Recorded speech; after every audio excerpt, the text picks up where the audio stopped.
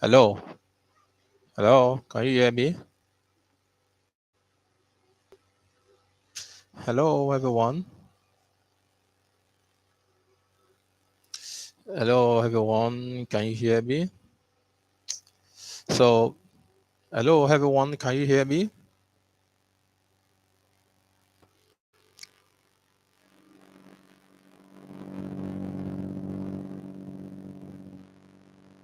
Hello, hello. Can you hear me?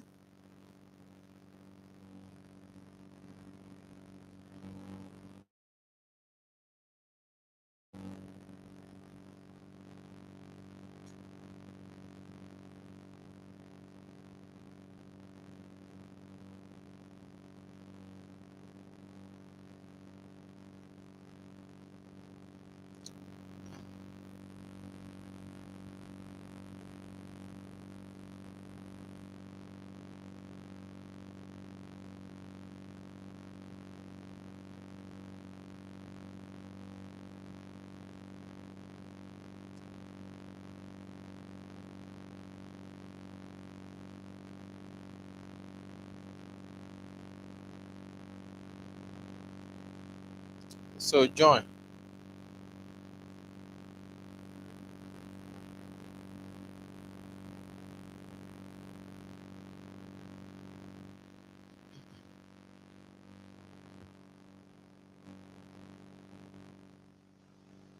So, hello, everyone.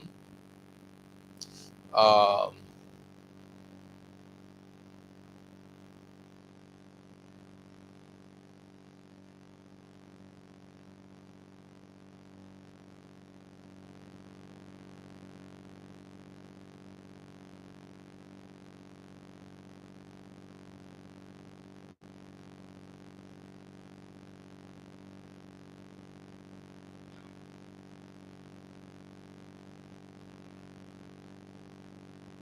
join.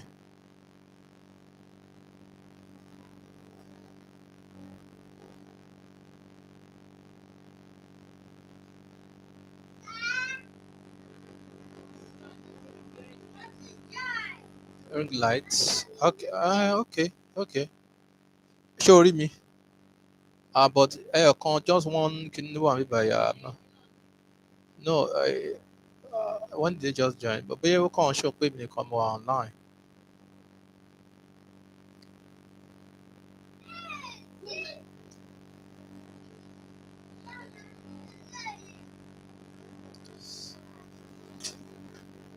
I don't think it's necessary because the time.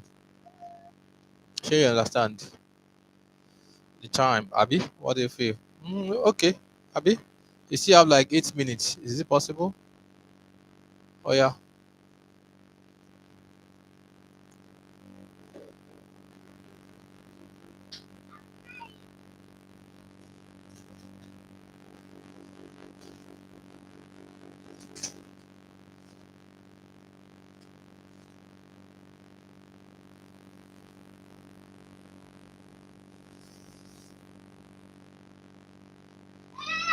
S-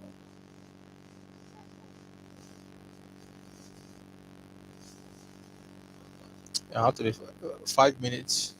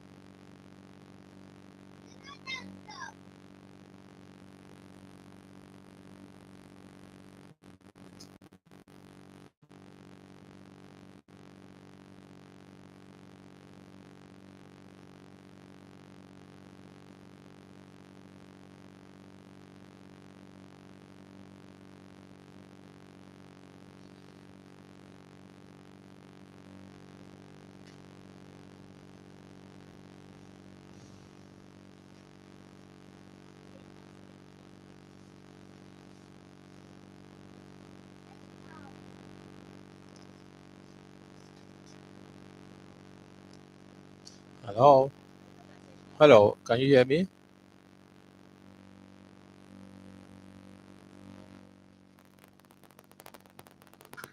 Hello. Can you hear me? Hello. Can you all hear me? Okay. Can you hear me? All right. Okay.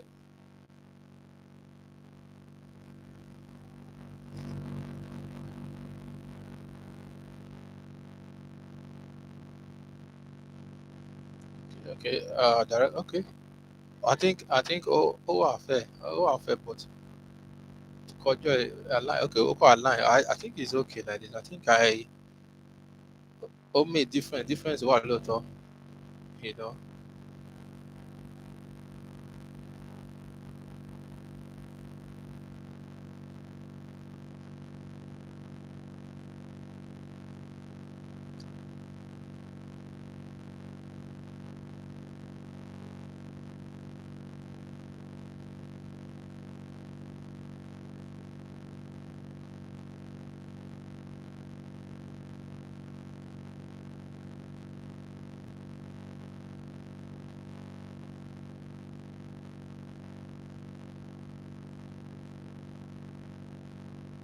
Hello.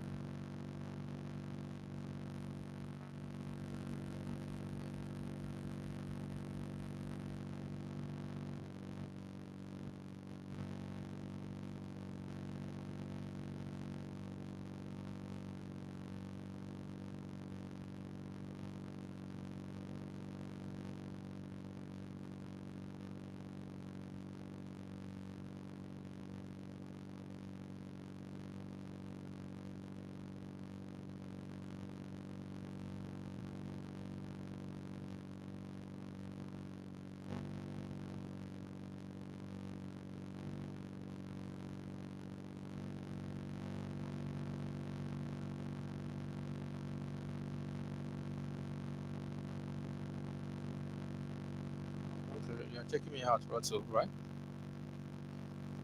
On your phone, right?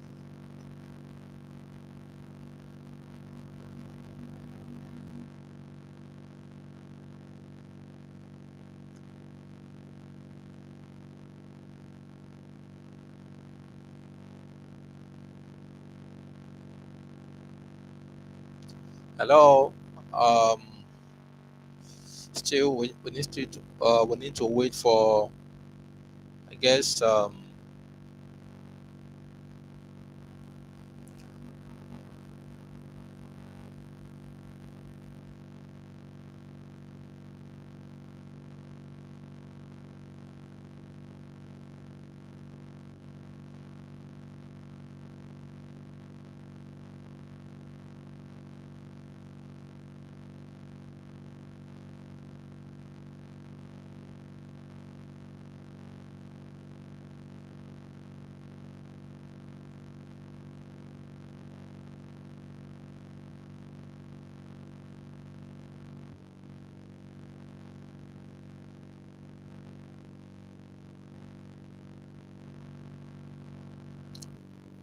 Hello. Do we have someone here? Hello. If you can hear me, please, I would like you to, just join the chat box, and you can type, I can hear you so that I can know if you can hear me.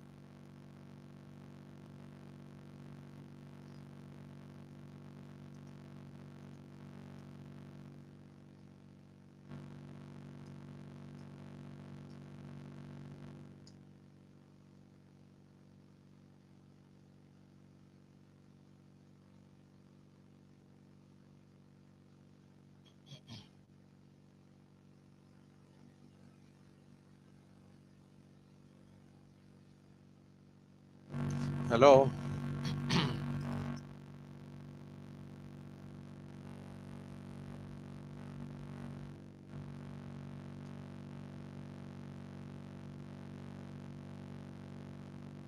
Yeah, okay. Hello. Okay, all right. We still have to wait for, let's just stay put for like 2 minutes. Let's try to hold on for others. I'm trying to see those that are yet to join.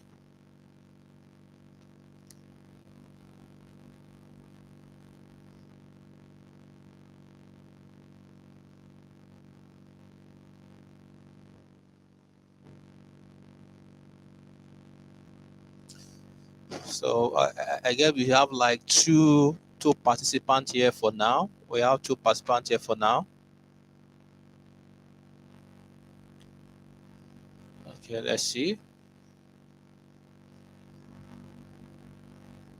So I'm still waiting for some others. I guess we have two. So let's see what we can have in the next 2 minutes. If there's none, then we might have to proceed with what we have and proceed with the seminar.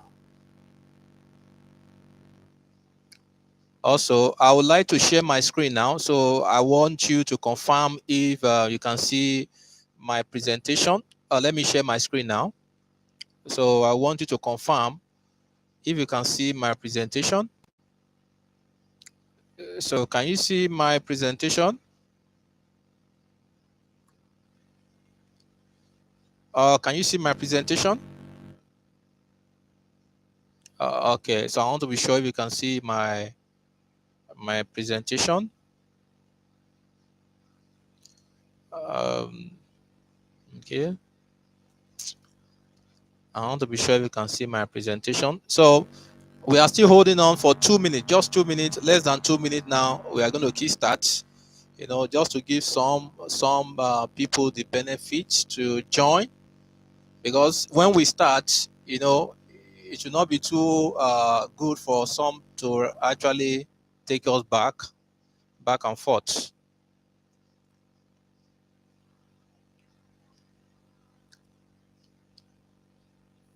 Okay, good.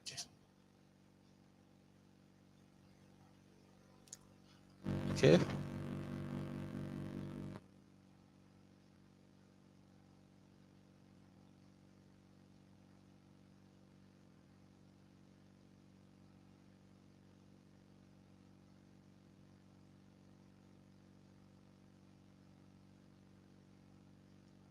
and let's wait for others to join.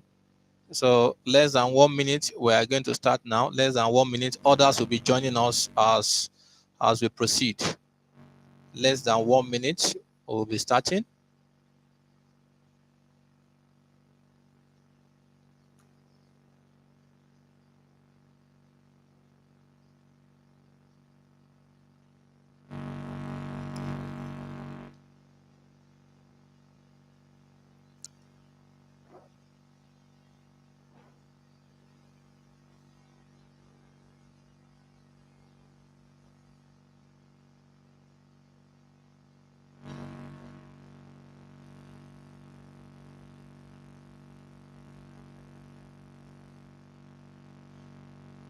So I'm going to start now. So I welcome everyone to this seminar. This seminar promises to be quite an interesting. It's all about the most virally discussed concepts about blockchain and cryptocurrency. So the course title is Blockchain and Crypto: Unlocking the Digital Age. So before we go on with the slide, I would like to give us some kind of perspective to what blockchain is about, to what crypto is about, and how did we come up to this level where we start transacting with cryptocurrency, with blockchain. So I would like to cast our mind back, to the beginning. When human being, were created. The very first time we have human engagement in the world. You will agree with me that early enough in human existence, there was nothing like currency. There was nothing like currency. You know, what was obtainable then was, individual people go to farm to hunt. They go to hunt, kill animals, they roast it, and they eat it. And after some time, as human being evolve, as human evolve, it got to a time where people start having farms. People start having their different farms, and on each of their farms, they start having their respective crops that they were growing. Their respective crops that they were growing, Hello, please. I will actually, if you can't hear me, please, you can drop a chat. So I'll be monitoring the chat section so that I can know how to modulate this seminar. So you can drop your comment, or maybe you want to draw my attention to something, you can drop it on the chat box. So I'm going to be following up as we progress. So now, then, if you are growing rice and you need beans, for example, that means you will need to exchange your rice for beans. You will need to exchange your yam for whatever that you need. Simply, that is called trade by barter. There was no currency. Then, after a while, you know, the world as at then now developed to a stage where you now begin to have something like silver coins, cowries, for example, in Africa, in part of Asia, cowrie, spending cowrie. And the reason for that is that human beings realize that they can simply not go ahead with just carrying food all around. No, carrying your yam, and you have to be looking for who has rice or who has beans to exchange your yam with.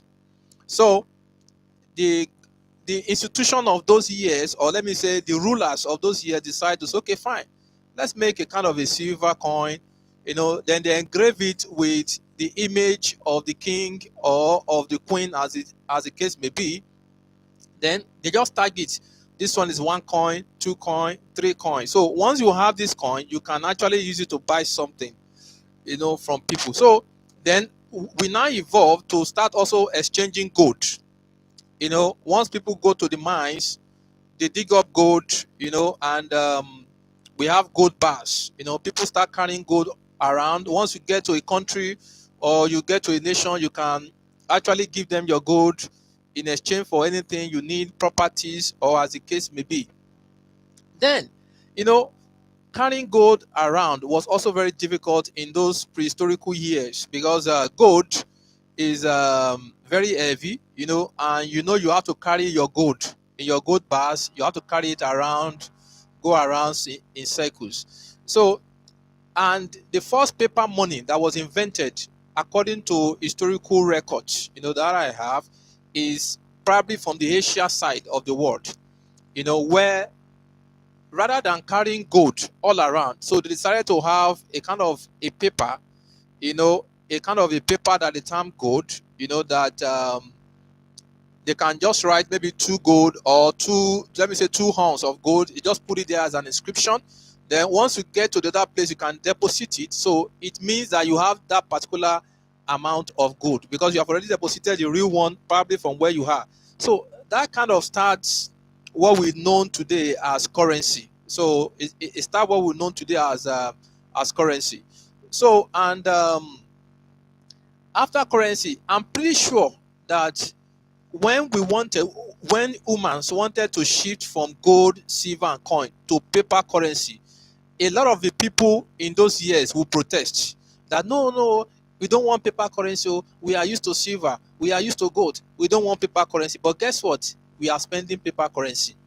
So after we know central banks start forming, every country start having their central banks, each country start having their own local currency. Before you get your dollars, you need to have enough naira to exchange with the dollar amount you need. Currency starts circulating. So pretty much that is the history of what we know today as currency. So now, in the digital age that we are in now, in the artificial intelligence age, that started some years ago, that the foundation started some years ago, we thought of a concept where money, the concept of currency once again, will actually be safeguarded by people, we the people. Because actually it is we the people that spend money. Government is just regulating the whole space for us. But actually it is what we call currency that the currency become. If I should take a paper now and I cut it into maybe like 1,000 places, and I append my signature on them, and I begin to give different people that, don't worry, just go to this mall. Once they see my signature, they will give you X, amount of goods or something. People will fall in love with it, and they will start using it. The moment we say this is what we want to start using. So let's start the presentation proper. So I'm going to be, sorry, just hold on. Let me start the presentation proper. Can you still all see my screen? Can you see the presentation on my screen? So please kindly just type yes if you can see the presentation on my screen. Okay, type yes. Okay. All right. Okay, good. So I'm going to start the presentation now. Now, blockchain and crypto unlocking the digital age. So let's look at what is blockchain. You know, blockchain is a distributed ledger technology. Distributed ledger technology that stores data in a tamper-proof, transparent blocks. So I'm going to explain this concept is that, for those of us that are conversant with accounting or conversant with shopping, shopping malls, businesses that own businesses that do buy and selling, there's what is known as ledger.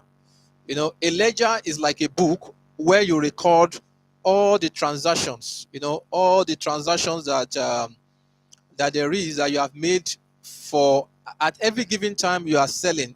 Your salesperson will have to input that, okay, today Mr. Soso bought something of $20 or something like that. And the early banking era, if you could recollect, also they have what we call a ledger. So once you go to a bank to deposit, let's say 10,000 naira in those years, or let's say 500 naira in those years. Once you get there, you give them 500, they immediately bring out a ledger. It's like a book. Then they write your name, write your account number, and write the amount you came to deposit in.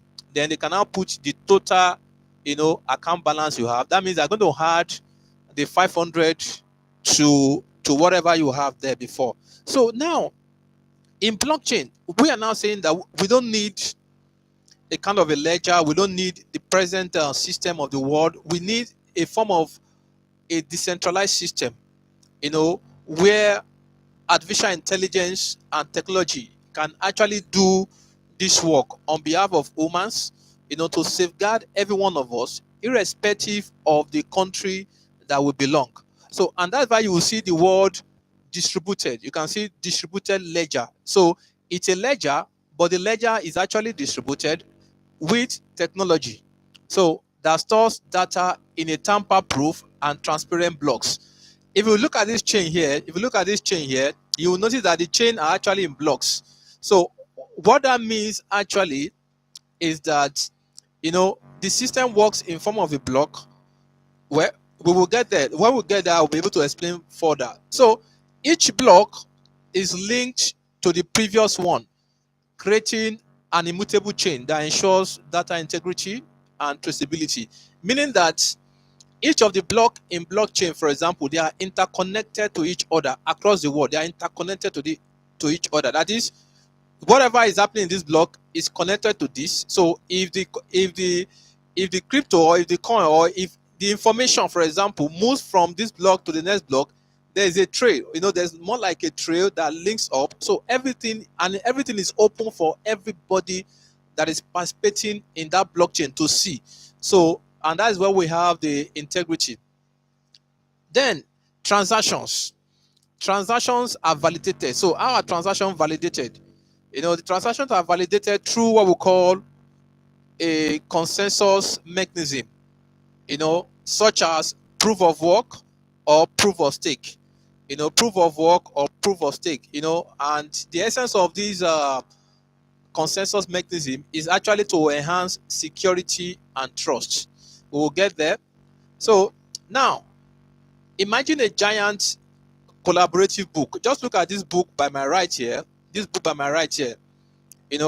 This book, for example, is accessible to everyone on the internet. Imagine a big book accessible to everyone on the internet, and every one of us, our transaction is open to everyone. So people are seeing what is going. So it brings trust. There is timestamp on every entry, and nobody can actually manipulate or perform any kind of fraud. So that is essentially what blockchain is. So let's look at why decentralization So when we talk about decentralization, so why are we so keen about this issue of decentralization?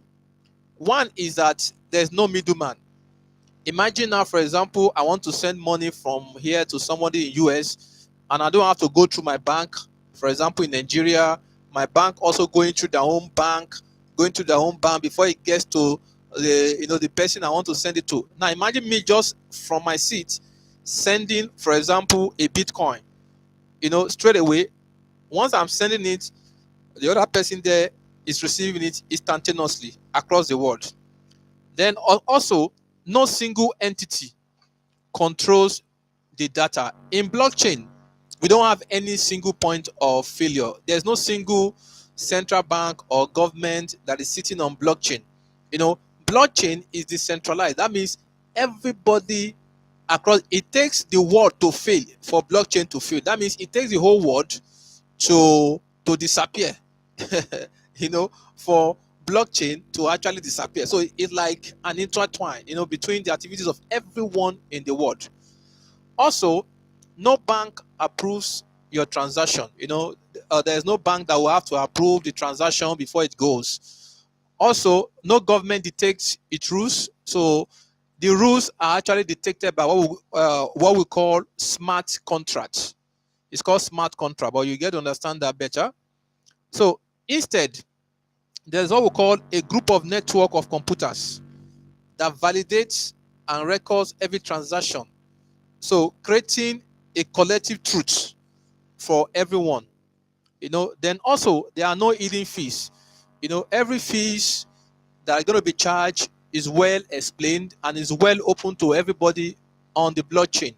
So it's not as if a bank here in Nigeria will have to charge you one fee, another bank will charge you one hidden fee that you are not aware of. There's none like that.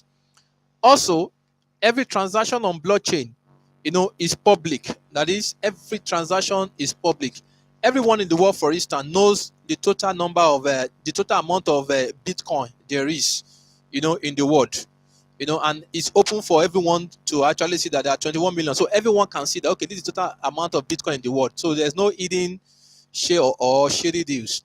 So let's let's have some kind of question for now. Let me pause for now and let me see question time. So if you have a question, at least from the few slides that we have, if you have a question, can you just type it? If you don't have, you can say no question. So let me know. Any question? Any question so far for the few ones that we have done? Any question?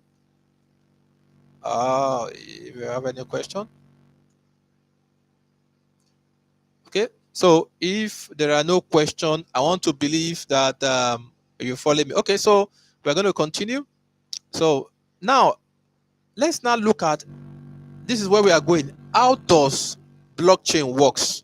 Now, first of all, look at this image here. Look at this image here. I want to believe you can all see this image that I'm displaying. Okay, now you will notice that this image is actually a giant tower, made of blocks. Block. You can see different blocks on each other. The blocks are piled up on each other. So that is the meaning of blockchain. The blocks are part of each other. So if you remove one block out of it, the whole system collapse. So there's no way you can remove any block from it. So if I made a transaction today, for the next 100 years, that transaction is still open to everyone across the blockchain.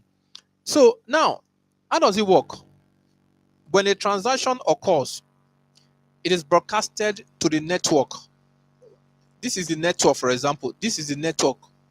This is the network of the blockchain. Once you make a transaction, for example, it's broadcasted to the network. Two, miners. We have people who call miners. Miners verify and validate transactions. They verify and validate the transactions.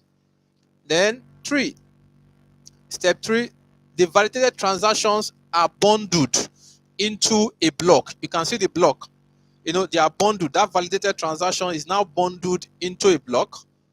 Then four, then the block is added to the chain, because before your own transaction, we have many thousands of blocks already. So your own transaction that have been bundled, that have been conformed into a block, will not be attached to the existing block, you know, with what we know as cryptography. You know, cryptography hash. It's more like this cryptography hash is like a secret code. You know, like for those of us that have bags, all those early bags, traveling bags, that you have your code, your lock code. So your block, we actually have a cryptographic hash, which links it to the previous one. Then five, a consensus mechanism, such as proof of work or proof of stake, ensures that all participants in the network agree on the validity of the block before it is added to the chain. Meaning that even when your block has been created, every participant on the whole blockchain, we have to agree that yes, this block is genuine. We have verified, we have validated that it's genuine. Yeah, come, let me add you to it. So you can see that there's no way a transaction can enter into a block that has not been verified, that has not been validated. Okay, so let's now move to what are cryptocurrencies. You know, now to start with, you know, cryptocurrency actually leverage on blockchain. Blockchain is like the big giant, it's like the big technology, is the technological revolution, you know, that brings about all these digital interplay, all this crypto, NFT, and the likes, you know. So blockchain is like the platform, the technology on which cryptocurrency thrive. So cryptocurrencies are digital assets that leverage blockchain technology for security and transparency. For security and transparency. So, how are they secured? They are secured through cryptography. So, cryptocurrency got its name from crypto, you know, cryptography, you know, like encoding, you know, encoding something, you know, and can function as a medium of exchange. You can actually spend it in supermarket, you know, spend it, send it to somebody, use it to get something. You know, it's like a currency, but this time around it's a decentralized currency, cryptocurrency. So it can also be used as a store of value. That is, for example, you can use it to store the value of your money. You know, when you exchange to crypto, you can, you know, it's a good store of value. And let's look at the popular cryptocurrencies that we have. We have the Bitcoin. This is the popular one. This is the most popular one that we have. The Bitcoin. We have the Bitcoin. We have the one which is known as Ethereum. We have BNB. We have Litecoin. We have Solana. We have Tether. We have Ripple. You know, and the likes. There are well over 500 cryptocurrencies, if not more. You know, but I'll be explaining the differences between different categories of cryptocurrencies. So this is how it looks like. For example, this is more like the Bitcoin. You can see the Bitcoin. This is how Bitcoin looks like. This is the icon for Ethereum. You can see this is the icon for BNB. Ripple has this icon. Tether has this. So now let's now go to what we call the origin. When did it start? Bitcoin. The origin of Bitcoin. The origin story. You know, Bitcoin was launched in 2009. You know, so it was launched in 2009, and it is the first ever well-known cryptocurrency. You know, it has a limited supply of 21 million coins, and that means throughout the world, every Bitcoin that you have heard of, the total amount of Bitcoin in the world is 21 million. That is, if you count it, 1, 2, is 21 million coins, Bitcoin. So, and that is what is responsible for its value and volatility. So, Bitcoin primarily functions, you know, as a store of value and is often used for investment. So, let's now look at benefits of cryptocurrency. What are the benefits? And by the way, it is not only Bitcoin that we have. I hope you know that. Just like I've explained earlier, we have more than well over 500 different types of coins here and there. You know, so what are the benefits of cryptocurrency? One, decentralization. That is freedom from government or financial institution. That is not within the control of government. So it is within, you know, the participant, everyone that is participating in the blockchain. Security. Benefit of crypto is security. With cryptography, every transaction is protected. You can't counterfeit it, because there's no way. I don't see the way you can counterfeit it. You can't counterfeit it at all. Unlike the currencies, almost all the currencies of the world can be counterfeited. We have fake dollar, we have fake pounds, fake naira, fake yen, fake yuan, fake rand, and so many other fake currencies. But in crypto, you can't actually counterfeit it. Then transparency, meaning that every transaction is actually open to everyone, across the world. Is open to everyone. I can actually go to scan a blockchain now and look at what has entered today, what transaction is going here. I can actually do that. Same as you, everyone can actually do that and look at what is going on. Then accessibility is accessible to, everyone can participate with it as long as you have your internet connection. Then faster and cheaper transaction. That is, just like I've explained earlier, I can send Bitcoin, 0.01 Bitcoin from here, and I can send it to somebody in US. It will get there now. The person will receive the alert, and we have transacted. Compared to me now sending, let's say, $1,000 equivalent in naira, send it to the bank. It goes to a lot of settlement banking system, and before you know it, the person might not even get the total amount. So there's nothing new that doesn't have the risk, and challenges. So let's look at the risk. For example, volatility. Cryptocurrency is a volatile environment. It's a volatile technology. For now, everything new can be volatile because the price could fluctuate anywhere, because it's being controlled by, the people across the world. It's a limited supply and it's being controlled by everybody. So price can fluctuate, anyhow. But there are ways you can predict the prices and you can flow with it anyway. Also, security risk. Sometimes, not always, there are some platforms that claim they are doing crypto, that eventually they get hacked, and scam. So those are kind of the risks that are common, that are associated with cryptocurrencies. But I will explain how you can avoid all this later on. Then regulation.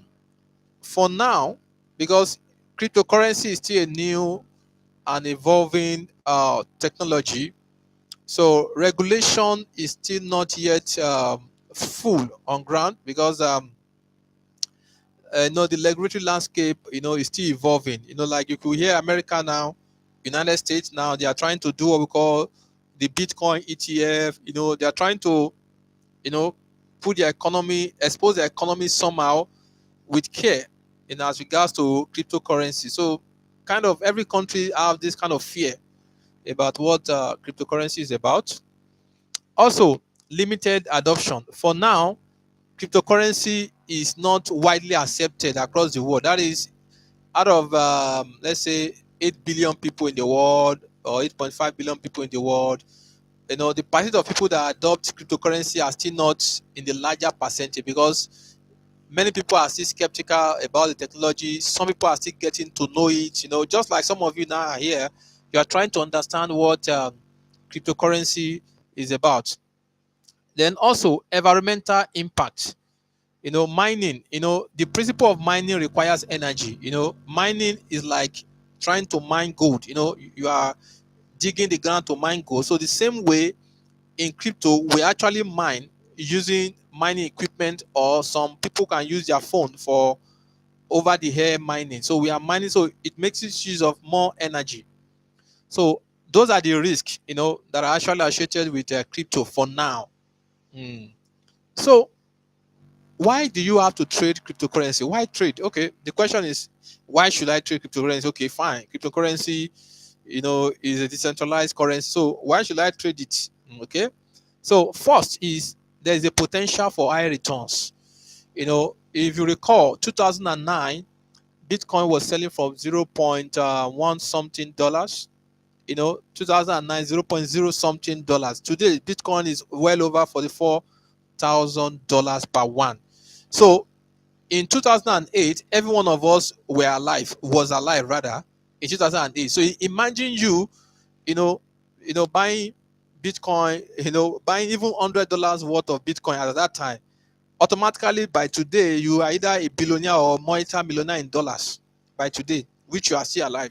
So there's a potential for high returns. Then it's available 24/7. It's available 24/7. Then diversification. The reason why you need to trade crypto is that you are trying to diversify your portfolio assets, because you don't want to rely on the present asset that you have. Within, maybe some people just have few money saved in the bank, and you believe you are okay. You believe that is just what it is to diversification. So it's part of diversification strategy. Also, innovation and disruption. It's better you invest early in crypto. Start learning crypto. Start understanding what crypto is. Start engaging with crypto. The better for you, because whether people like it or not, crypto is part of the future that the world has betted already. So there's not like going back. It's the future. So if you are going to future in that future, so it's best for you to start, gradually trying to understand it, trying to see what you can make of it. So what are the considerations? Okay, if you are such a person that you are saying, okay, fine, you are ready, you want to invest in crypto. So what are the considerations you need to take before investing in crypto?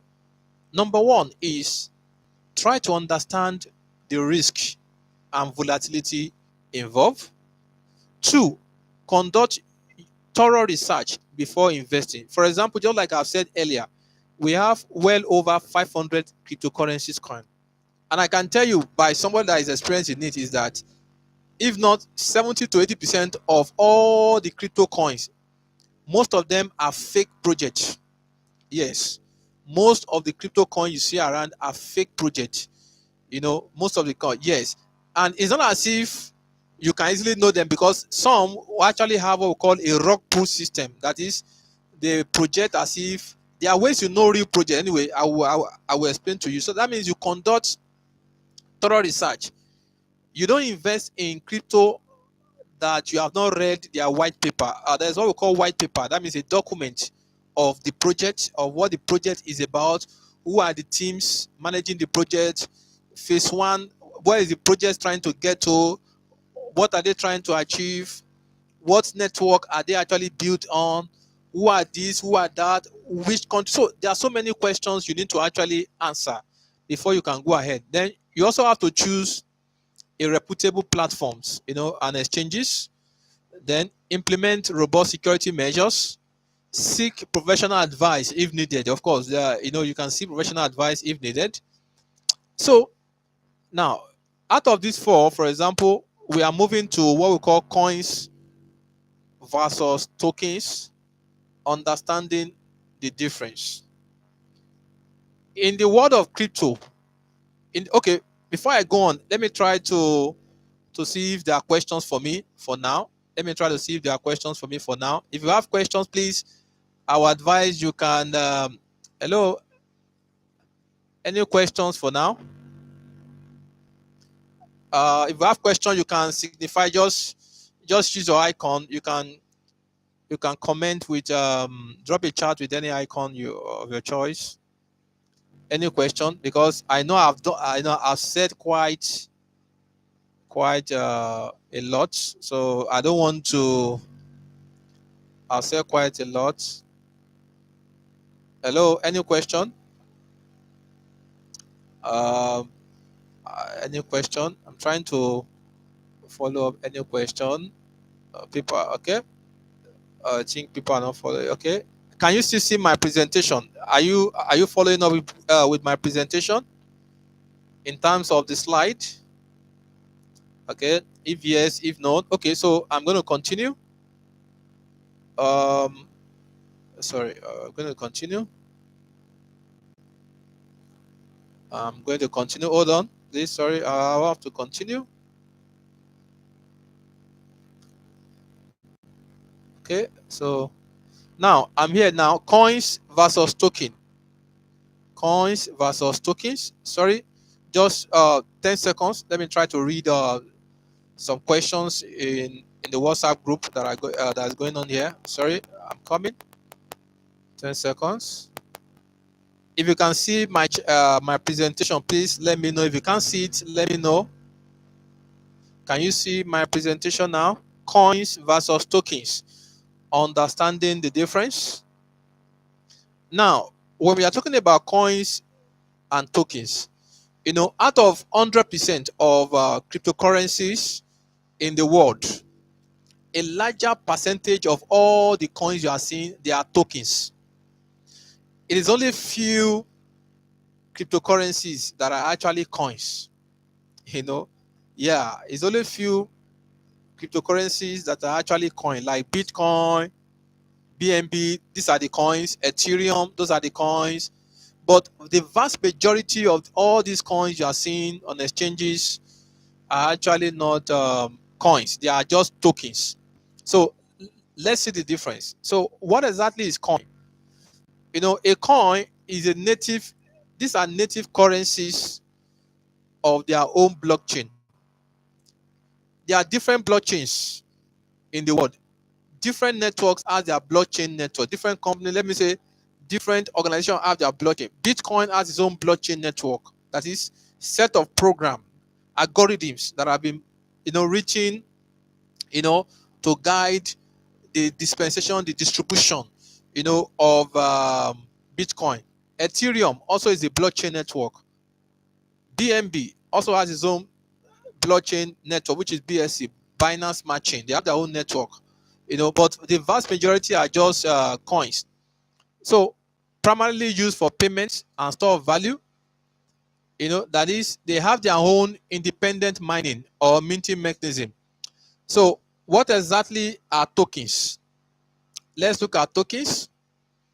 Tokens are actually like, they are coins that are built on existing blockchain. For example, I can decide to create a token with Binance Smart Chain. I can create a token. I can call my token Solar. Solar on Binance Smart Chain. So my own token, that coin I created is token, not a crypto coin. It's actually a crypto token. But those two words are actually used interchangeably. Many don't really understand what it actually means anyway. So that is token. So uh, let's move to the next slide. Stable coins. So we'll be moving to stable coins. What are stable coins? Stable coins are actually, cryptocurrencies that are pegged to real world assets like United States dollar, euro, or commodity. Let me paint a scenario for you. For example, if you want to travel out to United States, for example, before you go, you have to do some exchange. You have to exchange some naira for dollar. And or let me say, if I want to travel to India, for example, and I'm with naira, the best thing to do is to convert my naira to dollar. The dollar is a stable universal currency, which once I get to India, I will then exchange the dollar for their own currency. So also we have this in the cryptocurrency world. We have our own form of US dollar that we call stable coin. That is, it is always, one of that coin is always equivalent to $1 at every given time. So it is that it is that stable coin that you can then use to get other currencies that are not stable. So that is the concept also. So their aim is actually to offer price stability, and the popular ones that we use are actually the USDT and the USD coin. Though we have other ones like the BUSD, Binance USD, we have the TUSD, the USD, and some other ones like that. So what are cryptocurrency exchanges? You know, exchanges are actually, because it is not enough for you to know what cryptocurrency is. So how do I buy cryptocurrency? How do I sell cryptocurrency? We don't just go to the shop and where you can buy where you can buy like Amazon, like AliExpress, Alibaba.com, So we also have cryptocurrency, exchanges like that. Then the popular ones we know that there is Coinbase. We have the Coinbase. We have the Binance. We have Kraken. We have other ones. We have OKS exchange in the world. So, irrespective of the number of cryptocurrency exchanges we have, there are actually different types of cryptocurrency exchanges that we have. We have the one we call centralized exchanges. These exchanges are operated by companies. They are operated by companies where you go there like Binance, Coinbase. They are centralized. The reason why we call them centralized is because once you go to Binance, you'll be asked to actually, let me check if people is like some people are not actually getting this. Let me see. Um, okay, I think say you can see the slide. Okay, so I'm continuing. Let me just continue. Sorry. Let me continue. Okay, good. So now it's like going to Binance. We call them centralized because you'll be asked to register. You register, you fill in your details, your passport number, you take your picture, your video. So that's why we call them centralized. So the company are managing the exchanges. We also have the one we call decentralized exchanges. So these exchanges is such that you as a crypto merchant, you are the one managing all your crypto portfolio. You're only entering the platform to see who can buy your coin. That means you need to have your own security yourself. That means you are going in there to sell your coin to another person because you have your own secret face and so many other things to exchange with. So example of them are the one we call the Uniswap, the SushiSwap, and some other. Then we also have peer-to-peer. We have peer-to-peer exchanges. That is, if I have Bitcoin, I can sell to you, for example, my own Bitcoin. So that platform is just there to connect the two of us, like to hold the two of us. I see you, if you want to buy Bitcoin, this is how much I want to sell it. So I'll sell it to you, then I'll make my money. So those platforms are called peer-to-peer exchanges. So what are the factors you need to consider when you are choosing the right exchanges? So this is also very important because so that you don't hear stories that touches. So what are the factors you should choose? Number one is security. You need to, before you start trading or before you start investing your money, your hard-earned money on crypto projects, you need to make your own due research. Make your own due research. you know, um, Check out the security profile of that platform, be it Binance, Coinbase, OKS. Check out their security profile to be sure that your crypto wallet or your crypto coins or tokens will be very safe. Two, supported currencies. You want to be sure that platform that you want to be trading in support all the cryptocurrencies you want to buy. For example, if you go and register on a platform and you fund your wallet with, let's say, $200, only to realize that there's no Bitcoin on that platform, or there's no Ethereum on that platform. You understand? That means though you can still withdraw your money, but of course they have stressed you out, and they have, so you need to make that findings. Also, fees. You need to look at their fees. Their transaction fees. For example, for every trading that you are doing, the profit you are making, there will be a fee, that a kind of a transaction fee that will be deducted. So you need to look at the fees. There are some platforms that charges higher than the other. Out of all the platforms in the world, Binance still has the lowest transaction fees and withdrawal fees, in the world. So the user interface, you want to look at the the user interface properly, if it's suited properly. Then also regulation. This one is very important. Binance is actually located in one country that is not the US. Imagine if Binance was located in US. I mean the global Binance. The US SEC would have shut it down, and a lot of people's investment would have gone down the drain. You understand? So sometimes before you invest in a platform, before you look at a platform to trade, go and check where the platform is from, the host country. If it is in US, you have to be sure if they are following the US SEC guidelines and all those things to be sure that your investment is in safe hands. So those are part of what you need to look at for. Then getting started. How do you get started with trading? First, you choose an exchange. You create an account. You need to create an account. Fund your account. You will need to fund your account. For example, you need to fund the account with certain amount. Maybe $50, $20, $30, $1,000, $500, as the case may be. You fund your wallet. Then you explore the platform. If it is Binance, you can explore it. Look at the platform. Look at the features that are there. Check out how they trade. Look at stuff, on the platform, general stuff on the platform. Then, of course, you start trading. Of course, this seminar is not actually to teach you how to trade. Guess what? It's not the trade. This is an introduction, more like a robust introduction to bring you into familiarity with blockchain and cryptocurrencies. Yeah. So, what are the precautions that you need to take?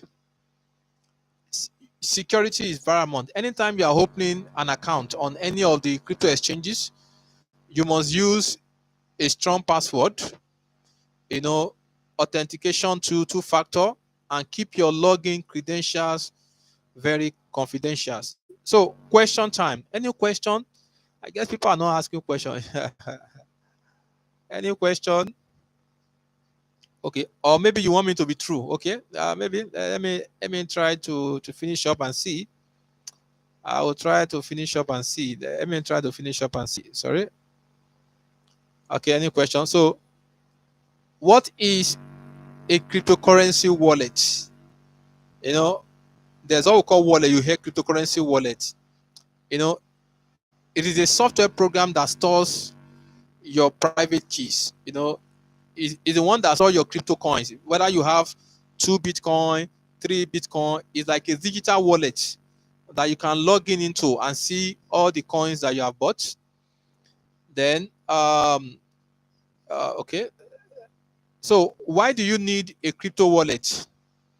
To store your cryptocurrency safely. You need it to store the same way we have wallet for cash, to store your cash. And also from your wallet, you can send crypto to somebody. You can also receive crypto, same like your bank account wallet, your bank account, to send and receive money. Then also to interact with decentralized applications to manage your crypto portfolio. We have different types of cryptocurrency wallets. We have different types of cryptocurrency wallets. We have hot wallets. We have hot wallets. There's also called hot wallet. That hot wallet is the one that is connected to the internet. Like, for example, I have a Binance account, a Binance wallet, crypto wallet. So that my Binance crypto wallet is hot because it's working. It's hot. It's the one that is live. It's working. It's trading. You understand? That's why they call it hot wallet. It's the one that is initialized. It has been initialized. It's working. So then we have the one we call cold wallet. That is, this cold wallet, I will cut it from online. It's actually cold. It's not having any link to internet at all, whereby somebody can come and hack it or something. We also have what we can also categorize cryptocurrency wallet as custodial wallet, meaning that third party manages your key. Now, for example, my Binance wallet is a custodial wallet because it is Binance that is managing it for me. You understand? My Binance wallet, I don't have the secret face. I only use my Binance login. I log in with my Binance password, but I don't have the secret phrase for the wallet. So it's called custodial. It's a company that is keeping it in custody for me. Then we have the one we call non-custodial. That is, you want to be in total control. And if you want to be in total control, that means you must be somebody that have security very well. That means your secret phrase, you must keep it very well. Once your secret phrase is lost, your crypto investment is gone. So, and that's why you need to weigh your options properly before you know, before you actually, go into cryptocurrency trading. So, hot wallet is convenience with caution. It's convenient with caution. That means others are the one holding your, secret phrase. In fact, let me shock you. Most of us on crypto trading, we're actually using hot wallet. 95, if not 98, 99% of us are actually using hot wallet. Only very few negligible percentage of people are actually using cold wallet. If you want to use cold wallet, it means that you have the security. You can actually secure your crypto on your own. Let me skip all this. Now, cold wallet, for example, this is the example of cold wallet, like a flash drive. It's called Ledger. Once you plug it in, you transfer all your crypto into that flash drive. Then you keep it somewhere safe. So you can wake up 20 years after, bring the ledger out, slot it into this thing, and before you know it, your crypto coins comes alive. You understand? But if your ledger got stolen or got lost, you can't see it, that is the end of all the crypto coin that you have in the ledger. So thank you. Bye for now. So let me stop sharing. So let's interact. So if you want to ask questions, you can unmute your mic. So that is the end of this seminar for today. So if you want now, let me show you how a Binance looks like. I'm coming. I want to show you how the Binance looks like. Sorry, I'm going to share the screen again. I'm going to have to share the screen again. I'm going to have to share this again. So let me just show you how Binance looks like. Sorry, I'm going to show you. Sorry. Okay, can you all see now? If you can see my screen, please let me know. Now, this is how the Binance web platform looks like. This is like a Binance web. You can see this is the Binance web. We have the buy crypto. We have the market. I can click on the example. Let me click on the market. Let me click on the market. You see. So you can see the different coins that we have here. The different coins that we have here. You can see different coins and their prices. Their prices keep fluctuating every now and then. It keeps fluctuating every now and then. It's like the market. So I can click on any one of them. I can click on BNB, for example.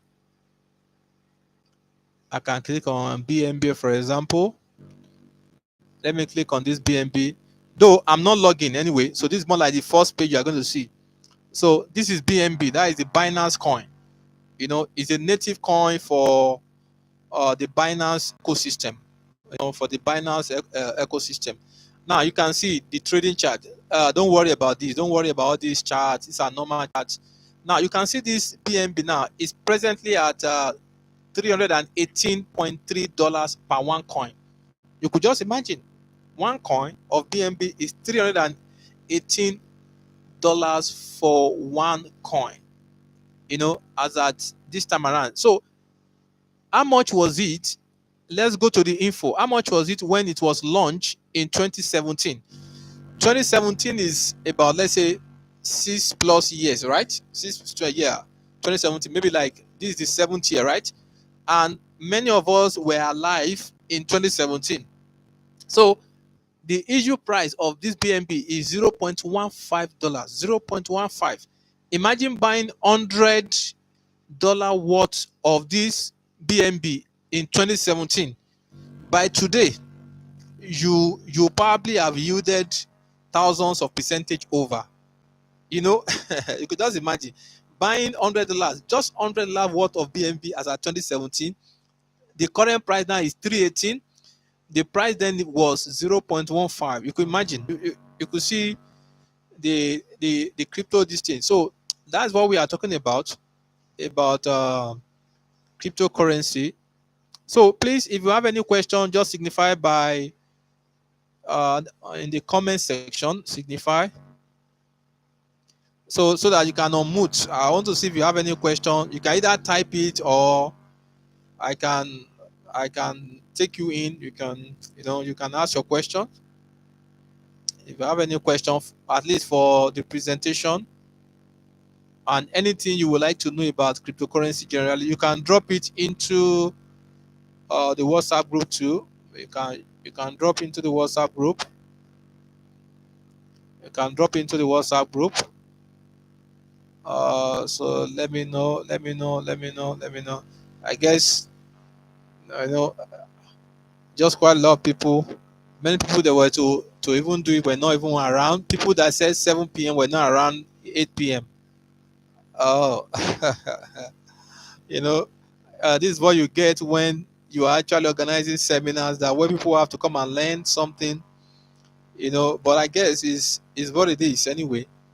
You know, by the time many realize what advantage it is for them to understand what cryptocurrency is, they will actually wake up, and start taking the advantage.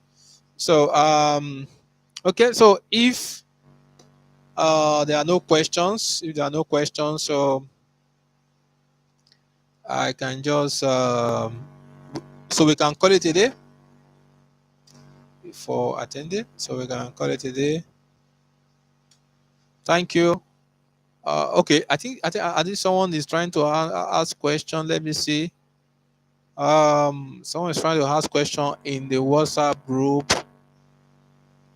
In the WhatsApp group. In the WhatsApp group.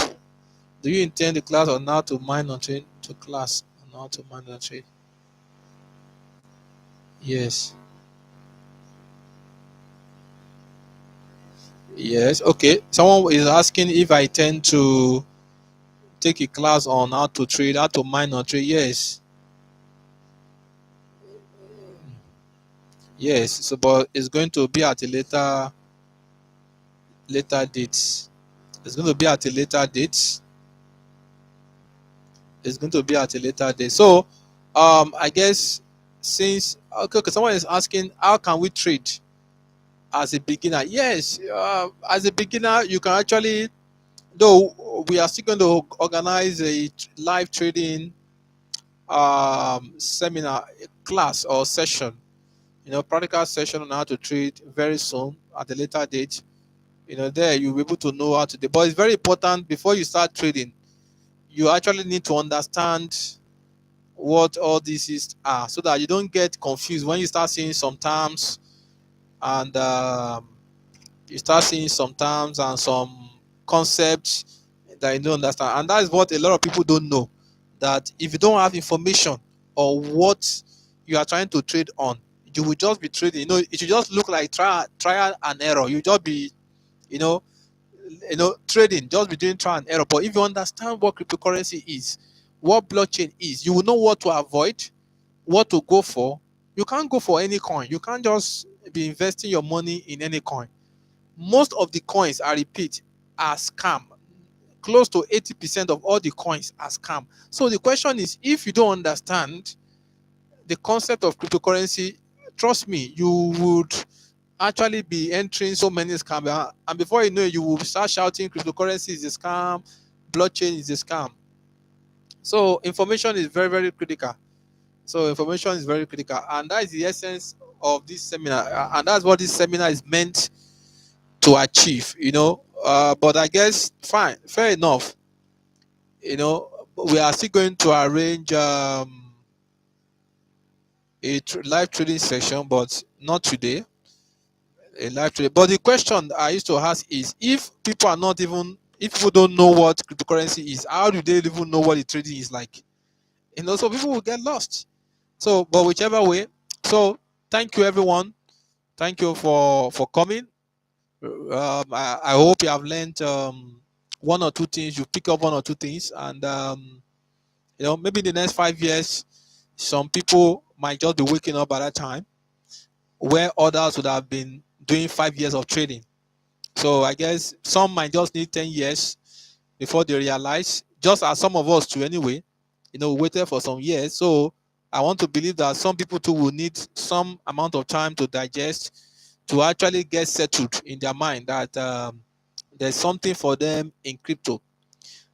So in 10 years time, a lot of things will have changed. We don't know what the future holds as regards to blockchain and cryptocurrency, but one thing we do know is that cryptocurrency, blockchain, artificial intelligence, augmented reality, non-fungible token, NFT, has changed the face of the world and the way we do things. So I'm going to draw the curtain now, and thank you. Bye for now.